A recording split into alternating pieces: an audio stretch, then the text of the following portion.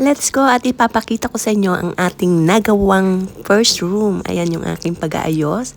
Ayan yung mga towels. And then nilagyan natin ng magkabilang lampshade, pinaka-accent niya. And of course yung ating bed is dapat nakasentro. Ayan sa ating kwadro. Ayan at dapat details ang paglalagay mo ng cushions and pillows. And of course, meron din tayong lampshade dito sa ating study table para kung meron ka mang aasikasuhin, ayan, may ilaw. Ayan, dapat maaliwalas ang buong kwarto para relaxing, o di ba?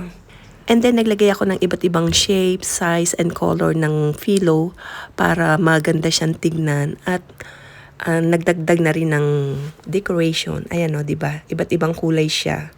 Maganda siyang tignan at masarap sa pakiramdam. Maganda yung relaxing yung ambience ng ating kwarto. Ayan yung ating beddings. Dapat flat siya yung pagkakalagay. And then may accent din ng parure. O diba? Talaga mag-enjoy ka. Matulog at mag-rest dito sa room na ito.